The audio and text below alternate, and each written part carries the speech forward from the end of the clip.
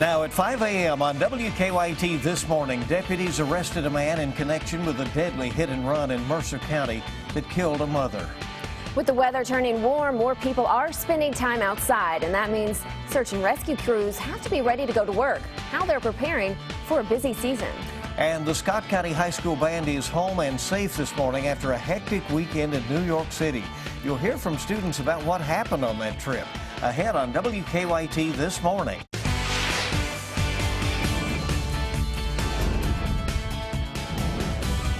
This is WKYT This Morning. Good morning, I'm Michelle Chamberlain. Thanks for starting your week with us. And I'm Bill Bryan, and we're happy to have you along. Hope you had a nice weekend. It's Monday. We're going to make the best of it, even though I'll tell you, this week is going to be very interesting weather-wise. I know. Micah's talking about snow for opening day at Keeneland. Is this right, Micah? Yeah, that's exactly right. Once we hit Friday, we're going to have some snow chances in the forecast. Now, when we get a little bit closer, we'll see what these models have to say, if they agree on each other. Weather models, that is. WKYT Radar Defender Network. Here's the look across the region. In the 50s, it's not a bad feel early this morning. Pretty gusty winds out of the south and southeast, and that is pumping in some milder air. We'll be around 63 later on today with a few showers. But the focus of the forecast is another freeze warning overnight and into tomorrow morning with the snow potential as we head toward late into the work week. I'm going to break that down for you coming up in just a few minutes. We'll see you shortly. Thank you. This morning we've learned some new information about a deadly hit and run in Mercer County. Deputies have arrested Matthew Warren in connection with that fatal hit and run. WKYT's Mark Barber is at our live desk this morning with details. Good morning, Mark. Good morning, Michelle. It took deputies about 15 hours to track the 21-year-old down. They found Matthew Warner on Louisville Road, the same road where deputies say he hit and killed a mother. Warner is now facing 2 felony charges, leaving the scene of an accident and tampering with physical evidence in connection to the hit and run crash. Deputies say the 21-year-old ran into Heather Lawrence while she was walking along Louisville Road around 2 a.m. yesterday. According to an arrest citation, Warner did not stop driving. Instead, investigators say he left the mother of 4 dead in the road. Deputies tell us Warner then left the truck at another location and had a woman call investigators to report it as stolen. Warner was arrested after the deputies interviewed the owner of the truck. Lawrence's husband says she left their home because they had been arguing. When he stepped outside to find her, it was too late. I went out the door to try to find her and went up one side of the road, didn't see her. When I went down the other side of the road, she was laying in the middle of the roadway dead. We were married 23 years. I know she loved me and I loved her. Lawrence's husband is now asking people to help them and their 4 children bury their mother. We'll explain why they are asking for donations coming up at 5:30. From the live desk, Mark Barber, WKYT. All right, Mark, thank you. Today we expect to learn more about the case against a man accused of several crimes, including the attempted murder of a police officer. A U.S. Marshals Fugitive Task Force and Lexington Police arrested Drummer Dave Suarez last week during a traffic stop. He was wanted by police in several counties. WKYT's Mike Byer is live at Fayette County District Court this morning, where police will get the chance to lay out their case against Suarez later this morning. Good morning, Bill. That's right. A man that faces several charges, including attempted murder of a police officer, is due right here in District Court this morning. Police say David Suarez, also known as Drummer Dave, was arrested last week in Lexington by officials with the with the U.S. Marshals Fugitive Task Force and the Lexington Police Department. Investigators were able to collect information that led them to Suarez, who was pulled over by police on Manowar Boulevard near Clearwater Way. After the traffic stop, police found heroin, methamphetamine, and large amount of cash and a loaded handgun on Suarez. The search for the 38-year-old stemmed from an investigation that started in December 2015 when a search warrant was executed at his residence. Officers found methamphetamine, heroin, pills, marijuana, and drug paraphernalia, according to a release. Suarez faces 2 counts of trafficking and methamphetamine, trafficking in heroin, 2 counts of possession of drug paraphernalia, possession of marijuana, and possession of a handgun by a convicted felon. Officers with the U.S. Marshals Task Force served Suarez with a warrant out of Jessamine County for parole violation and warrants out of Garrett County for attempted murder of a police officer, fleeing or evading police, leaving the scene of an accident trafficking in controlled substance and wanton endangerment and burglary. Now, Suarez is being held at the Fayette County Jail currently, but will make the trip right here to district court this morning, where he will meet face to face with a judge. That's the latest here in Lexington. Mike Byer, WKYT. Mike, thank you very much. With more people spending time outside now that things have warmed up some, that means search and rescue crews have to be ready to go to work and to prep for the busy season ahead. The Wolfe County Search and Rescue Team spent their weekend training and figuring out the quickest ways to get to a fallen victim at Red River Gorge. Last year, crews dealt with dozens of rescues at the gorge. They also, unfortunately, handled 3 body recoveries at the popular Chimney Rock. Chimney top, there's railing just like this that's out there, but what happens, people cross over that railing and then they try to jump over the crack, and that's when they get in trouble. May recommends that hikers take a whistle, a rope, and water with them while out on the trail, and also a map and compass could also be a big asset. Also, always tell someone when you're hiking and how long it should be before you're back from being out on the trail.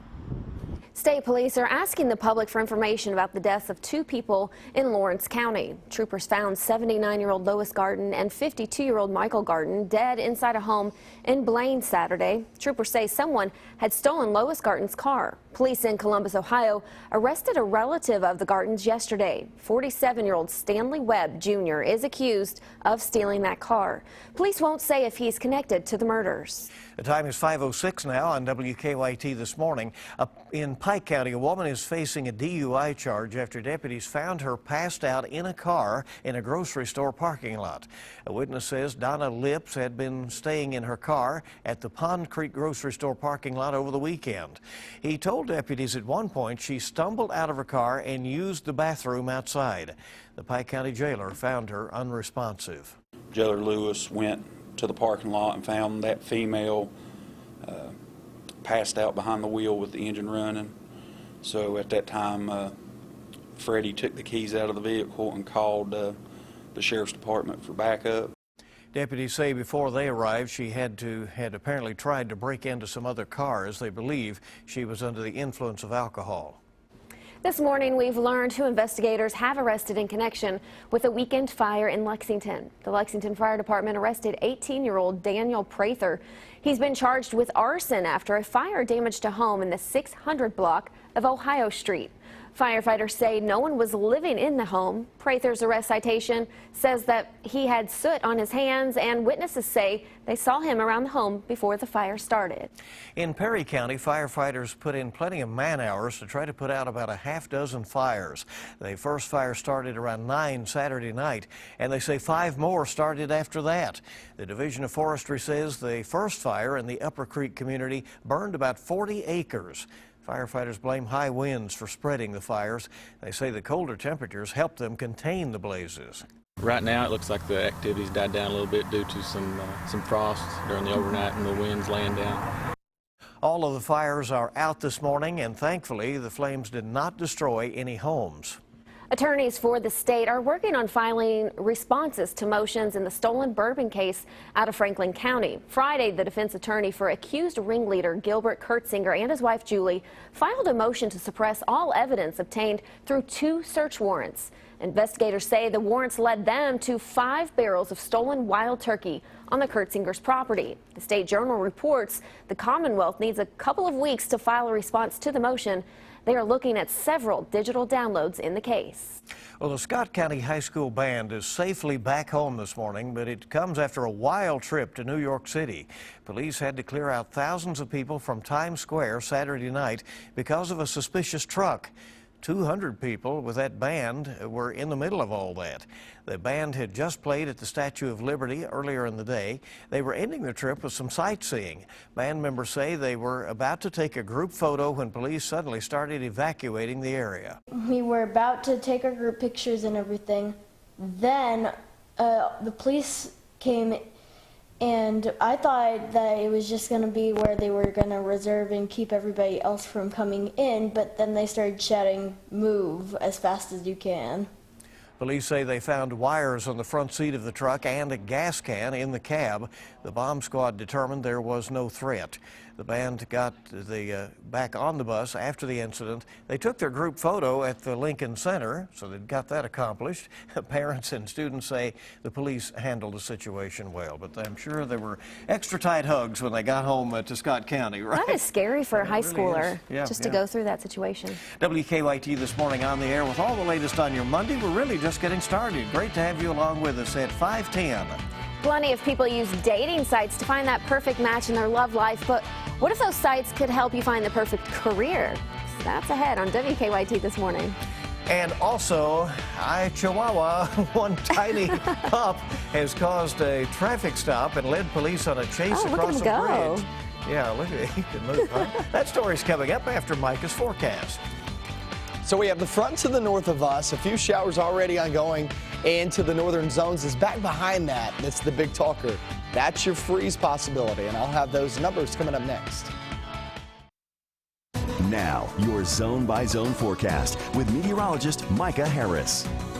We have a few light showers to the far north. Now, the front's still well north of us. It's going to take some time to actually get through the region. That'll be mainly later on this evening and off into the nighttime hours. But there is your shot northbound, and that shot will bring us, once again, just a few little light showers, and then I expect that to actually fade away as we go throughout the morning hours. It's really afternoon that we start to see some of that rain slide on in here. That is your best chance to actually see that. And as you're looking north, well, it looks like we're going to be holding on to places like Williamstown, Falmouth across 27. Mount Olivet, you are next in line in Robertson County. Cynthiana now picking up on that. And Owenston, it's just bits and pieces here across 127. Heads up Sadieville, light showers heading your way here in just about 30 minutes to about an hour. That's if it sticks together. Remember, I expect that initial push to actually fade away and then bring in more showers later on this afternoon. Temperatures are there in the 50s. It's a pretty good feel this morning. I will tell you this, there are some spots far southeastern Kentucky off toward Middlesboro and also Harlan. Places like Harlan County, Letcher County, you're sitting there in the upper 30s, lower 40s. So it's not a bad feel for most locations, but there are some spots. It's still a little bit chilly this morning. Go through the day. Remember, small chances of rain through the morning and toward the afternoon. That is your best bet to actually see a few showers roll on through. And once again, it's right around 40 to 50%. It's not a washout, but you will get at least a passing shower here or there. And it's very spotty. Not everybody will see the rain. Go off toward the night, and the night it starts to fade away. Once that fades away, that front rolls on through, and then we're talking about temperatures diving to 27 degrees tomorrow morning. Yes, that is going to give us that freeze warning in effect through tomorrow morning. Right around 9 a.m. is when we're expecting those temperatures to get back above freezing. But nonetheless, there is that freeze warning in effect through tomorrow morning. So we're going to be watching that very closely, and just don't plant anything. Don't leave your plants outside if you want to keep them, because it looks like they are going to die if they stay out there. I'll tell you that. Freeze warning in effect. Stormy on Wednesday. No severe weather expected. Just some thunderstorms rolling on through. And possible snow on Friday. Friday is the opening day for Keeneland. And it's kind of giving that glimpse of 2007, where we actually had some flakes flying around. We actually had some snow on the ground for opening day of Keeneland. But after that, if you're still wanting to get out to Keeneland, Saturday and Sunday will actually be pretty nice. 50s and 60s. But it's just that Friday. I mean, guys, look at that forecast. It's definitely up and down, but there are multiple shots at possible freezes too. So this is more of a winter forecast this week than it is spring. That's the way it goes. That is it. Cover the flowers overnight, definitely. Yeah, absolutely, no doubt. I'm reminded of the old saying, nobody got time for that. Nobody. Yeah, not this time of year. Right. Oh, let's move on. 5:16 on WKYT this morning. Speaking of moving on, take a look here. A wily fugitive led the California Highway Patrol on a car and motorcycle chase in San Francisco. The runaway was this little Chihuahua. Look at him go. Officers had to chase the pup, but they eventually caught the dog and turned him over to animal control. They will try to track down the owner or find the pup a home. All the way across the bridge there. Isn't what a that cutie. amazing? I'm sure people would love to have that dog. An athletic little thing, right? Okay. Interesting. All right, good to have you along with us now. 5:17 on WKYT and your Monday morning. When we come back, we'll take a look at your money. More trouble for clothing retailer Urban Outfitters, and dating site eHarmony is exploring the job matching business. I'm Hannah Daniels in New York. I'll have those stories and much more coming up in your CBS Money Watch report. Hey, good morning to you. 5:20 is the time. Welcome back to WKYT This Morning. Bayer wants you to know that they have got more to offer than just aspirin. And eHarmony may be able to match you with your dream date and your dream job. Hannah Daniels has the latest on your money. Markets closed slightly higher on Friday after a positive March jobs report. The Dow closed up 107 points. The Nasdaq added 44. The German drug maker that invented aspirin over a century ago wants to boost its presence in the U.S. Bayer is expanding its marketing and research operations in the States. Last year, Bayer's sales jumped 28% to about $14 billion in the U.S. and Canada. Company execs say they want people to learn Bayer, which makes one-a-day vitamins and Alka-Seltzer, is more than just aspirin. A federal judge has cleared the way for the Navajo Nation to sue Urban Outfitters. The clothing retailer claims the tribe should have known that its name was being used on their merchandise for years and intentionally delayed filing a lawsuit for trademark infringement. The ruling will allow Navajo Nation to seek millions of dollars in its 2012 lawsuit. Looking for a new job? How about heading to eHarmony? The dating site has launched its website elevatedcareers.com with the goal of matching people to jobs they love. The company claims the algorithm to find your compatible job is very similar to what's used in their love connections. eHarmony says it's matched more than 2 million married couples. And that's your CBS Money Watch report. For more, log on to cbsmoneywatch.com. In New York, I'm Hannah Daniels. That's a great idea. Well, it'll be easy to, find out what maybe you're intended for, right? Very true. Time this morning is 5:22 on WKYT on your Monday morning. Let's make the best of this day, get it off and rolling this week. Sports is next.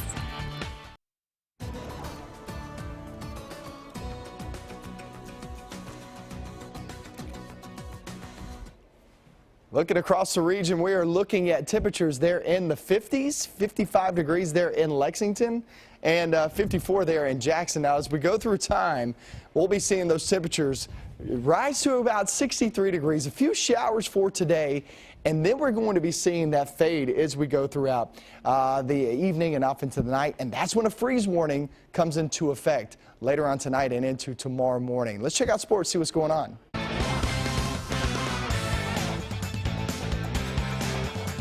How about this? 19-year-old basketball recruit Thon Maker has announced that he will attempt to skip college and enter the NBA draft. The 7-footer went to high school in the United States and graduated last June. Maker is challenging a rule that states a player is eligible for the NBA draft if the player is at least 19 years of age during the calendar year of the draft and at least one NBA season has elapsed since the player's graduation from high school. It'll be now up to the NBA to determine his eligibility. Less than 24 hours after winning the Florida Derby, Nyquist landed in Lexington in preparation of his next race, the Kentucky Derby. Nyquist arrived at Keeneland around 3 o'clock on Sunday afternoon, where he will remain until the week of the Derby.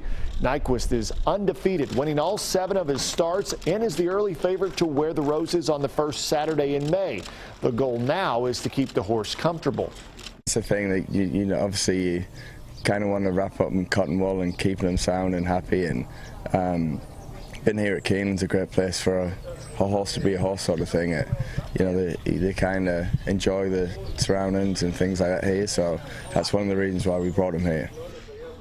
And of course, there will be plenty of pressure on Nyquist not only to win the Kentucky Derby, but to repeat what American Pharoah did just a year ago, win the Triple Crown. Still a long way to go before that, though. That's a look at your morning sports. Have a great day.